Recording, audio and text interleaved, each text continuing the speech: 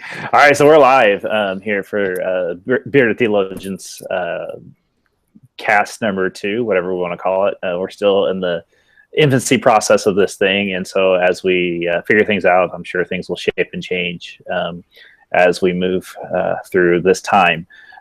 We've kind of made some adjustments to the website, so if you ever need something to do or some content to look at, go to the website. There's not much there, but like I said, we're still trying to figure this out as we go along. But we're glad that you could join us today.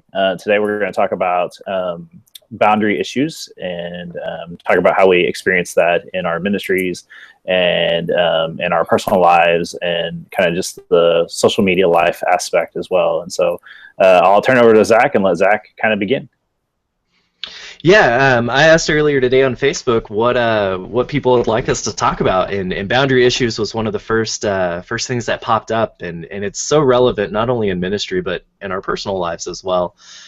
Creating those safe places where when we go home from work, we're home, and when we go to work, we're there. And I've been in ministries throughout the years that have lived within those boundaries, and I've been in ministries that have not. And it's created problems, both professionally and personally. And so I think I had to learn the hard way how to set those boundaries and how to live into them. And it wasn't easy, but it took somebody giving me permission to say no. And so that's kind of what what I want to explore today is giving the people permission to say no. This is my time. I'm home. I'm with my family, and so that's kind of in kind of the struggles that go along with that. I know that for me, with boundaries, it's about setting them from the very beginning of the relationship. I know that, like, when I enter into a new ministry setting or into a new place, I like to establish what the boundaries are. So that way, one, I know how far I can go, and then how far I'm going to allow space to go. And I have found that healthy over the years because, especially in like a new ministry setting, there's that kind of awkward, people don't know, is it okay to come over, kind of stop by the pastor's house? Is it's not okay? What are the ground rules for that? And I've learned that with when you lay out what your boundaries are and how you're willing to either be in ministry with people or to create friendships or even a social media presence. I think that's one of the things we tend to forget to talk about nowadays with overriding social media presence in the world and what our boundaries are for that. And there are a lot of thoughts and ideas on how that can be addressed. And I think that, there's not one way to do it. I think there are many ways to do it. But I think there are also healthier ways to address, especially in regards to posting on social media sites and how to protect yourself from that. And so, kind of, we'll just see where we go with this. So, yeah, I think you're right. I think the thing that you said that's the most important is starting when you get somewhere. I've watched other pastors and professional people get to a new job and overcommit. I can do that. Yeah, I can work that overtime. I can be here and set that precedent early on, and then they get 6 months into the job and are on the verge of burnout and realize that they have to do something different. And then dialing back into those boundaries is much more difficult than setting them when you begin. And it's it's not a 9 to 5. Some jobs are different, so you have to cater those boundaries to where you're at, your location, and in your context. When I was doing campus ministry, it didn't have the same boundaries that it did working in the local church. For me, the local church is typically more 9 to 5, and campus ministry was like 3 in the afternoon to midnight. And I found oftentimes in both places that a message at 2 or 3 in the morning that seems like an emergency for some is not really an emergency. And I had to learn to handle that better and not text immediately, not respond immediately, and wait till the morning. Made me healthier, and it made my relationships at home healthier because I wasn't on my phone all the time. And I noticed that more as texting and social media became more of a prevalent thing in our culture, that those everything's an emergency, everything needs to be responded to now, when in reality it probably can wait a day or two even. So yeah, setting those boundaries on day one is key. I think one of the cool features that Apple has on their phone is that the ability to kind of set your alarms and stuff off from certain time spans. And that's something that I've discovered actually this last year. And my phone goes into that kind of mode at 12 o'clock at night. And so if it's truly, truly an emergency, there's a special way that it handles that, and, I'll be able to hear that. But for the most part, I know, like, I have sleep issues, and so I really want to try to get as much sleep as I can. And so I try to make sure that I maintain that. And I also like you talked about with the response to the text message and the social media, the Facebook Messenger. I try to make sure that if I'm in a place to respond, I'll respond. But if I'm not in a place to respond, then I won't respond necessarily quickly, and I'll get back to them. I'll check up on them or whatever it is that's going on. I know, like, for me right now in the situation that I'm in, I actually don't have very good cell phone access, and so it's hard for me to respond quickly. And so I try to let people know, hey, I'm going to be with my mom right now, and you may not be able to reach me, but just leave a message and I will get back with you. And I think that that's the deal, especially in regards to messaging, whether it be social media, voicemail, email, is that and I think it goes well with just being in person too, letting people know, like, what the space is, setting that line, that boundary, saying, okay, I will get back with you. But then in order to maintain the healthy relationship, you better make sure you get back with them in a reasonable amount of time, not months or weeks later, because then they won't ever be able to trust you, and they may not even think that you actually care for them. I have found that to respond quickly, but within reason, like, if you're on family vacation and something's going on at the church, if it's like truly an emergency, like the building's burning down or there's something that you really have to attend to, that's an immediate thing. That's when you step aside from your family and do whatever it is. But if it's like, Joe Blow came in today, wanted the chit chat, if you get a text message for that, that's, hey, I'll check back with him when I get back, and I think that those are important.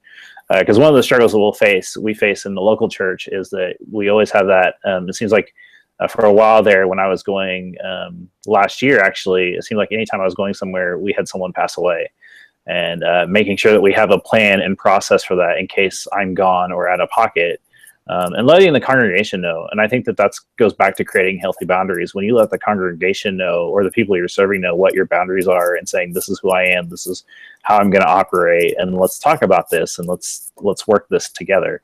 I think that you'll find healthier conversations with your church members, and they know how they can talk to you, and how what the relationship really can be. I was thinking of when the tornadoes hit in the Calumet area, and I had to make a hard decision. I was doing nursing home visits at the time, but we had this huge need of about 13 families that had tornado disaster damage.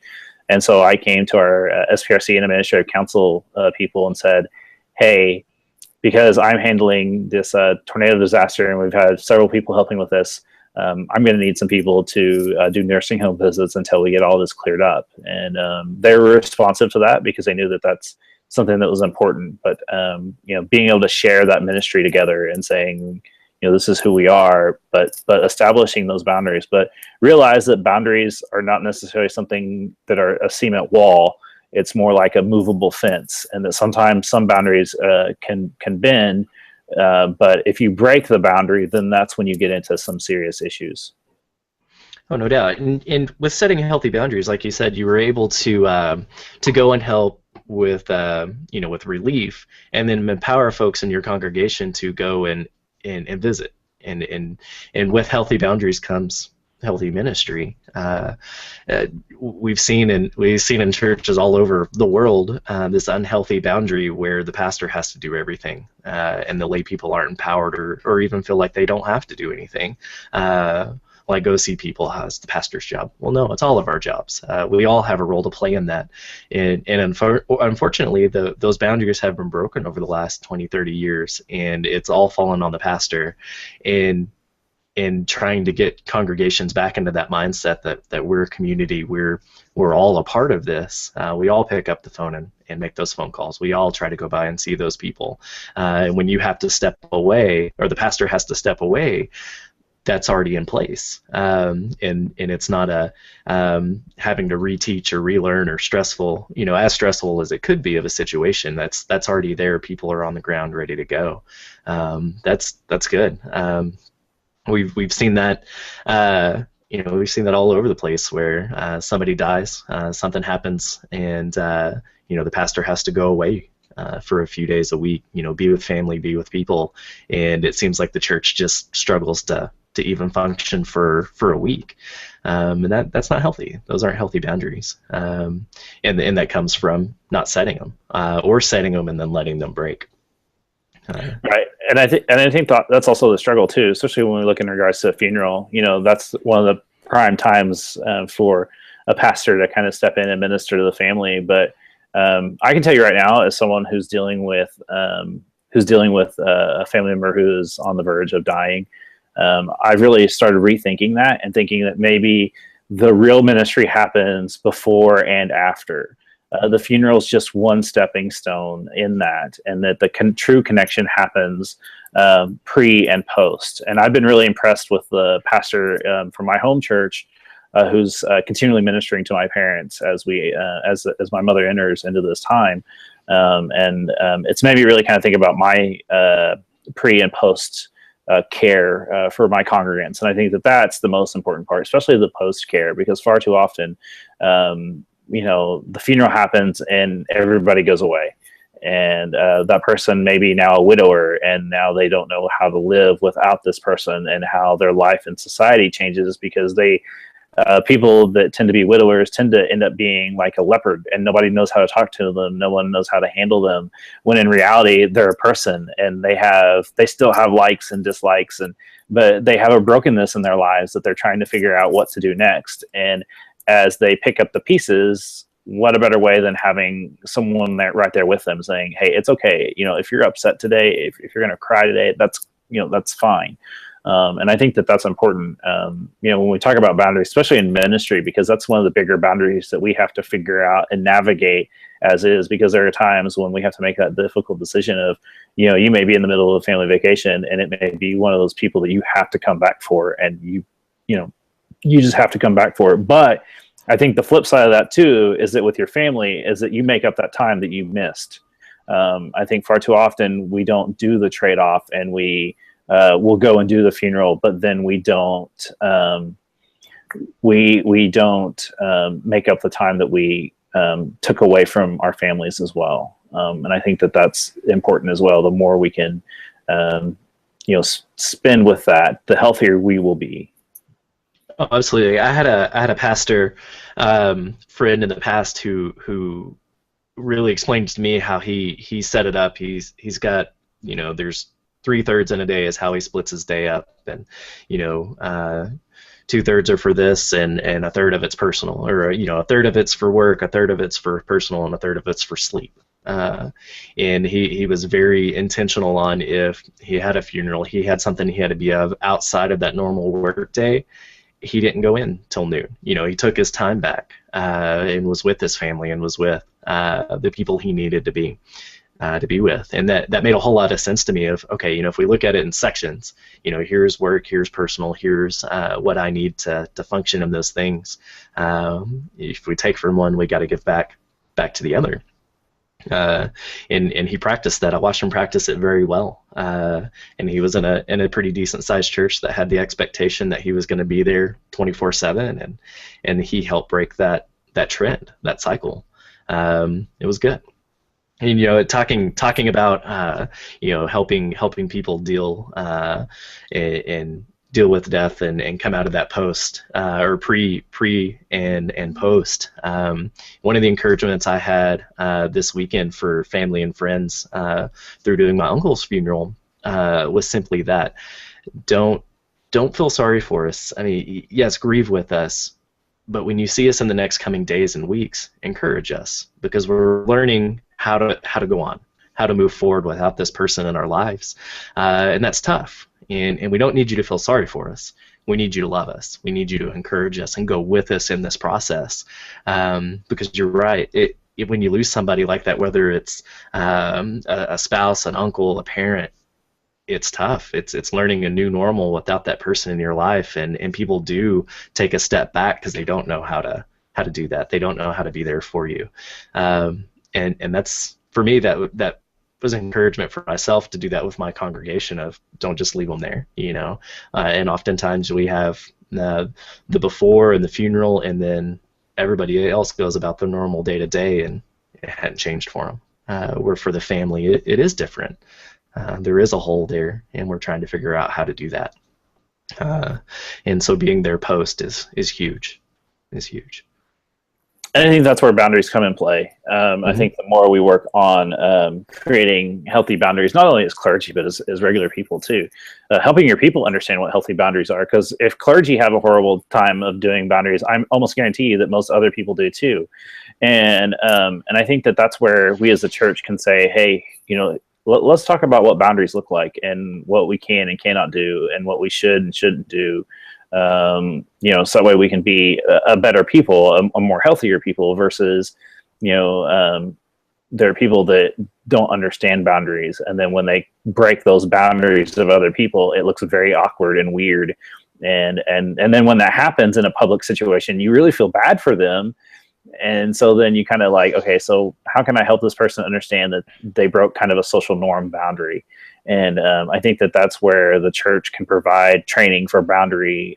And there's all sorts of great books on boundaries for families and all that stuff. And I think that that's where maybe the church really should look at. It's not just about having a healthy clergy person that has healthy boundaries. It's a healthy church people that understand what healthy boundaries look like in their normal, everyday, crazy lives. Because if not, then the pastor's doing all that work and has all those boundaries established, but then what are his congregants doing? And then I think that that's where the unhealthiness comes into play.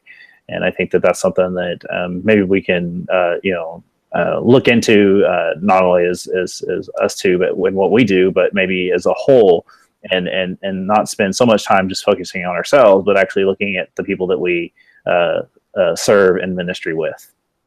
Right. You know, we've talked a lot about physical boundaries and how we spend our time. Would you also consider verbal boundaries, what to say in those situations and really what not to say? Christians and people in the church often say the wrong thing because they have no idea what to say. And so they, you know, there's those 5 or 6 little tagline sayings that when we don't know what else to say, I'll pray for you, but you have no intention for praying for them. You just want out of the awkward conversation. I think healthy boundary there is key too. In like say teaching not only a healthy congregation but a healthy people. And I think that that's the deal. Is that like instead of just saying I'll pray with you, actually just pray with them and say, hey, what can we pray for? You know, if they're going through a loss, help them pray, you know, that they make it through this time. And if they're going through, you know, whatever it is they're going through, I think the more we, do what we're say we're going to do, you know, I think that becomes part of the healthiness and the way that we, kind of receive that and respond to that. I don't know how many people told me they're praying for me, but you know how many people have prayed for me? Mm-hmm. In the midst of my mother's going to death, the number is actually kind of shocking. I actually can put it on one hand. I've had great phone calls and great conversations and great conversations with people. And then, you know, there are those that have said, hey, I'll pray for you. And I'm like, okay. Okay. And I admit, I know people are praying and I felt those prayers and it's helped, but actually just saying to someone, hey, let me pray with you. And that may be where people are out of their comfort. You know, that would be stepping out of a lot of people's comfort zones, because how many times when you're in an event, when the pastor's in the room, it's expected that the pastor's the one that does the prayer. If we're a priesthood of all believers, everybody should be up for prayer, to lead prayer. And so I think that that's something that maybe within, even in those boundaries that we talk about, that it's not just the pastor's job to pray before the meal. Anybody else can pray before a meal. And I think that that's kind of one of those are those boundary things that we have to establish and talk about. I mean, I think that that's the deal. I think far too often we don't talk about boundaries and we spend too much time focusing on those other things, and we just really, to get to the heart of the issue is we didn't have a conversation about this, and I think that that's important. And so I think that that's where you start. And kind of shift in a whole different direction. When we talk about social media, my general policy is not to post anything I wouldn't say in public. And I think far too often we see on Facebook and all social media outlets that people post things that are just crazy. And it's something, that they wouldn't say in public, but yet they publish it on their Facebook page. And then it makes them, it may put them in an unhealthier place, because people then will, how people respond. They'll put them in a category because they liked this one particular post and not in their fully understanding why. And I think that that's something, when we look at our social media selves and our social presence out in the world on the internet, I think that we have to pay attention to what we say and what we do, not only in the public sphere, but also on the digital sphere as well. Oh, no doubt. It's social media has made it way too easy to hide behind. It's easy to throw out an opinion, whether we terribly agree with it or not, or argue with somebody, or even tear down and belittle people because we're not sitting face to face with them. They're no longer a person, but they're somebody behind a keyboard, and will say whatever, will do whatever, without thinking of the consequences of how that person now feels and views you. No doubt. I think boundaries there are huge, and people share way too much and rant and rave about way too much, and use social media platforms as a diary to write down their thoughts and angers and joys and concerns, and most of those things don't need to be public knowledge. Those are most people's thoughts on social media are very private things that don't need to be shared, but they share them and find themselves in a whole lot worse place. And then you have the other way. You have the good, people reaching out, doing things like this, and hopefully helping folks. But yeah, those healthy boundaries there. I don't need to know your bathroom schedule or how you feel about most things. But that's what my Facebook and Twitter and all those are full of. Well, and I think especially right now, in the sense of a campaign season, we've vilified the other, regardless of you look at the Republicans and they're just tearing themselves apart because, well, there's like 9 candidates. I mean, I don't even know how many candidates there are, but they're tearing themselves apart even though they're supposed to be together. And I think when we talk, especially when we talk about political issues in regards to Facebook, it's a sense of, it's kind of a conversation of, I'm listening to you if you listen to me. And I think that far too often it's my way is right, my way is the only way. And, one of the things I've learned throughout life is that life is not as black and white as we would love for it to be. And that there are some things that you can completely jump on board with and completely be in agreements with. And then there are other things you just have to sit back and question and wonder, is this something really to be a part of? Or is this, how can I connect with this? And is this something I want to share? And then, like I said, with me and my social media, the other thing that I always try to do is that my social media and the way that I handle my Facebook and Instagram, it's about sharing the light and trying to be a witness, but not in a way that is going to be demeaning to somebody else or hateful towards another religion that I know nothing about. To try to be respectful to people and their thoughts and beliefs. And, I don't troll the comments after an article. They're hilarious. I mean, some of them are just flat out hilarious to read what people come up with. And, but I think that the true healthiness for me is to sit back and to read what I've read and to reflect upon it, either in a personal manner or in actual physical conversations with people. I think that's a healthy way to have it versus hiding behind a computer thinking that you're not going to be held accountable. Because I think what you're going to start seeing is you're going to start seeing more liable lawsuits from people that are saying, that's not who I am, or you defiled my character because of this. And I would be shocked not to see more of those kind of lawsuits. You looked at what happened with the Yelp cases, and now people are actually even standing up for themselves. You've seen more recently how people are responding to social media craziness and saying with real diehard facts. And you look at the people that have spoken about the world being flat. I mean, that's just one I have a hard time following. It's hilarious because I can't believe people still think in 2016 that the world is flat when we obviously have been outside of the world. But that's their opinion, and I will honor it. I will probably make fun of it, but I also feel that in order to have those kind of safe and healthy boundaries on social media, it's about being held accountable for what you post. And if you post something that is controversial, then you better be willing to step up and speak for it or speak against it or whatever it is you need to speak towards it. But then also realize that has repercussions. It may mean that people may not want to be around you in public anymore because they see you post all this stuff out in the world. And I think that that's something to take in and to see how that goes. I think so. I mean, you and I, we share similar practices for social media. Try not to, like say, be respectful. Not posting anything you're not willing to answer to, and I practice that as well. And anytime I post an article or anything like that, it's looking for a conversation. I want to know what people think, to have a healthy conversation about it. Again, teaching those boundaries that we can talk about this. We may not agree at the end of the day, but you know what?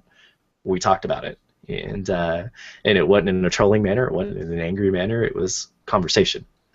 It doesn't always end that way. Sometimes people take it more personal than others and take it as offensive, but that's okay. That's part of it. It's all about learning how people react, who people are, and trying to teach them how to have a healthy conversation within boundaries.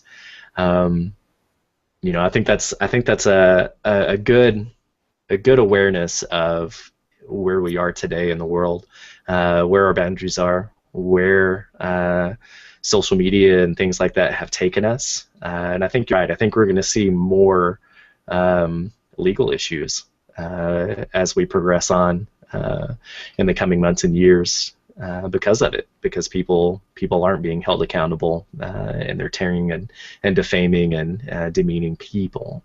And I think we as pastors, as just people in general, need to remind that there's people behind those comments, behind those posts, and whether you like them or not, they're still people, and there's boundaries to be had there. And I think that that's the main deal, is especially when we talk about boundaries, is to realize that we're dealing with people, and so while you may have defined boundaries, others won't, and they're gonna come after your boundaries, whether they're aware of it or not. And I think there's a healthy way to have conversation about that too, is not, instead of yelling at them, and saying, I can't believe you did this to me, or you broke my boundary. It's saying, hey, look, this is who I am. This is how I feel. Let's talk about this. Maybe we can meet somewhere in the middle. Or if not, just saying that this is my boundary and you cannot cross it. I used to say when I was at my first church, I'm not a hugger. I'm just not. And I would always tell people, you need to ask permission before you get a hug from me, because it was a sign. I saw it as a sign of respect, that you were willing to respect my personal space. And there were people that came up and hugged me without, and I just kind of, oh, okay, I can, as long as, and they were all appropriate hugs. They weren't kind of crazy, weird, breaking sanctuary hugs. They were the general grandma kind of hugs, the side hug kind of thing.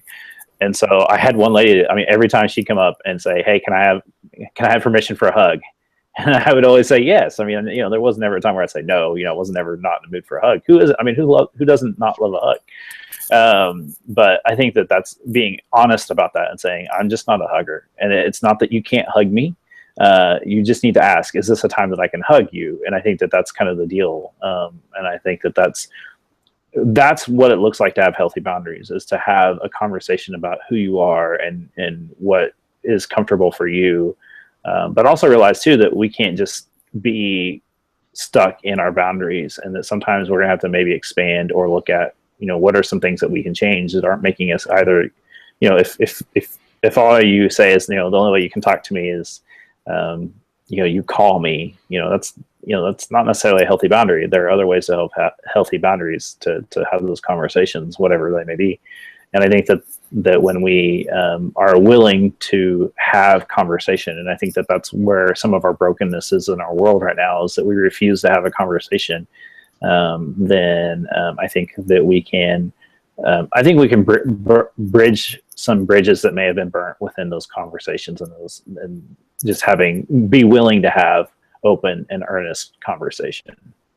I think so. I think remaining flexible in those boundaries, within reason. There are some boundaries that, sure, they don't need to move a whole lot, but like you say, going a place, you get one or two chances to break that boundary, and then we have a real problem. There's some teaching moments there and things, but if you let it continue to happen, or I let it to continue to happen, it's just going to get worse. We can be flexible to a point. Until breakage, but and even after that we can remain there, but we have to have those teaching moments, those honest conversations on how we are as people and how this works. So I think that's good. So any final thoughts for today, Zach? I don't think so. I hope that people will respond. I hope that people will take what we have to say and have a conversation about it. One personally, but with their families, with their workplaces, whether it be in the church or out in the world, wherever they are. I hope they begin to have, or continue to have, this conversation about what healthy boundaries look like for them. And I think that's the deal. So we're looking for conversation. We're not experts in this field. We're not. Neither one of us have written a book on healthy boundaries. We've just experienced what healthy and unhealthy boundaries are in our years of ministry experience, and I think we can offer some fruit to that. And we still have a lot to learn. I mean, I think that I'm not done yet in regards to learning what healthy boundaries are, and I think we all can benefit from what we're all learning together. And I think that that's what will help better us as a people. Is if we're willing to have conversation and dialogue together, and be earnest, but also realize that. That your words can cause harm. And so, while, think about that as you post, or as you speak, or as you text, or as whatever it is you do to communicate, think about what that is saying about you as a person, but then also as, if you're a follower of Christ, what does that say about your following of Jesus Christ? And I think that that's extremely important. I think so too. I couldn't agree more. So we'll end today our little Bearded Theologians conversation. We look to have one sometime next week up, but we're glad that you could join us, and we will hopefully have some more content on the web and have other things that pop up. Please feel free to follow us on the Facebooks and all the other places. We tried to hit as many as we could. We even thought about creating a Zynga account just for kicks and giggles, because that's just the way we roll. But we're glad that you're being a part of this conversation with us, and thank you for your time.